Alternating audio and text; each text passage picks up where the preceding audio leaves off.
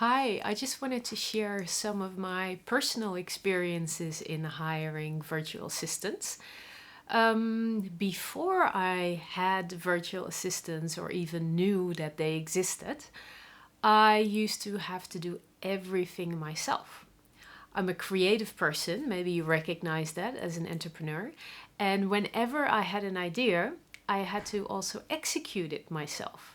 So not only did I have to refine the idea and write the copy and put it in the market, I also had to do all the technical stuff, like put things on a new website page with an image that had to be in the right position, and then link it to my web shop and create a product and work out the payment options. And then as soon as the new product, retreat, workshop, whatever I had thought of was live, I also had to answer all the questions that I got and solve any technical issues. And having to do all that often prevented me from actually executing my ideas. I had many ideas, but I knew that I could only execute a few. And just the thought of having to do things that I didn't really like put me off. And that's why I only did way less things than I could have done, maybe I should have done.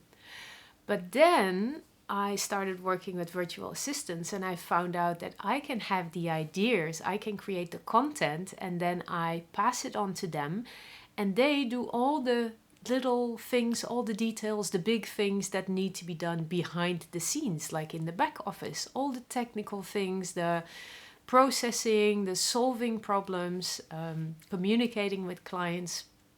So my life became not only a lot easier because now I could focus on the things that I'm good at and I like doing, and they can focus on the things they are good at and they like doing. But also, it enabled me to execute many, many more of the ideas that I had. And if you're an entrepreneur, you know that you have to try out many different things before finding one that actually works. So it's better for my business and it's better for me personal. And also, working with an assistant, it's creating a relationship with somebody. And I always try to find win-win relationships.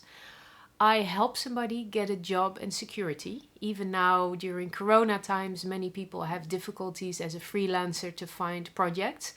But my assistants are assured of, the agreed number of hours per month. It's the risk that I'm taking as an entrepreneur. I'm investing to keep my business running and also to have them, have a job, to keep their jobs.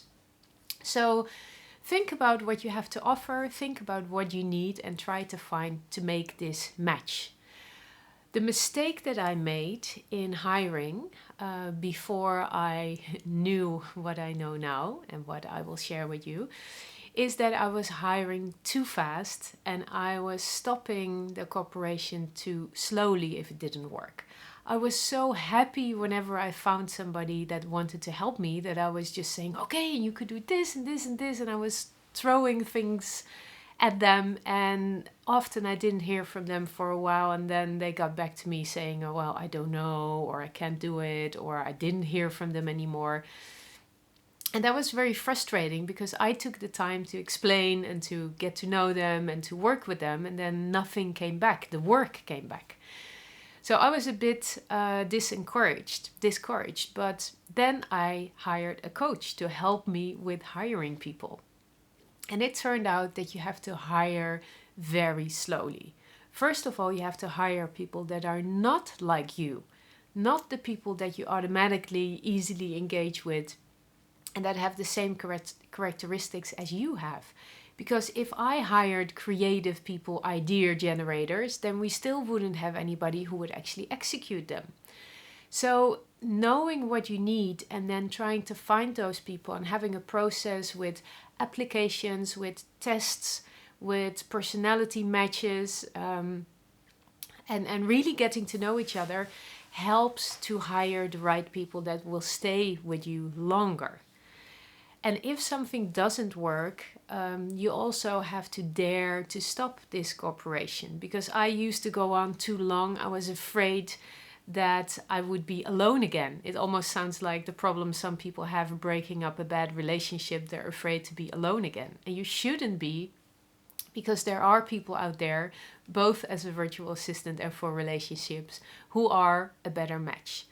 So knowing that you can always find a new person that is a good match makes it easier to let go of people that don't work. It's also better for them because it's frustrating if things don't work, right?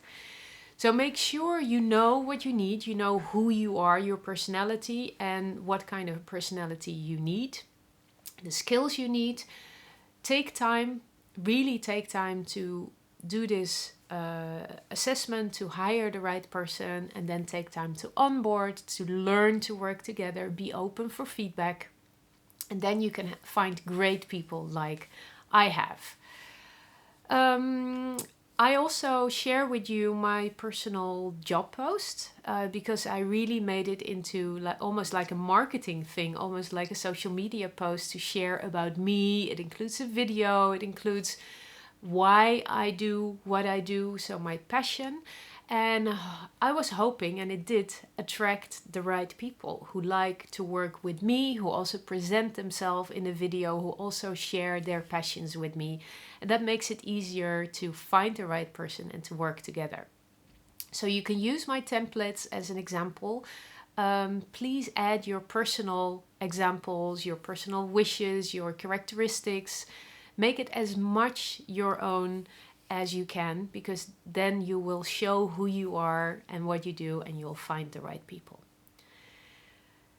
The best thing to do right now, even if you're very busy, to get this process started is to start making notes of all the things you do and whether you like doing them or whether you don't like doing them.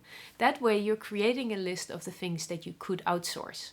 Repetitive things, things you can wonder, are they really necessary? Because also before hiring, you should eliminate a lot of things. You should simplify what you do. And you can possibly also automate a lot of things. And only what is left you outsource or you delegate to somebody that you hire. So even before hiring, I invite you to make notes of what you do, to have a look at what can be deleted, eliminated, what can be simplified, what can be automated, and ultimately what can be delegated and outsourced. And then the resources that you get will help you to find the right person. I wish you a lot of success. I wish you fun in the process. It's going to be overwhelming, but the steps and the guidelines you will get will help you enormously. And then after you have your remote team together, I'm sure you will see the benefits and you will be able to have a better quality of life, to grow your business and to share what you've learned with others. So I would also like to know your experiences. Please tag me when you post something on social media or send me an email to let me know your experience with digital delegation. Good luck and no more excuses.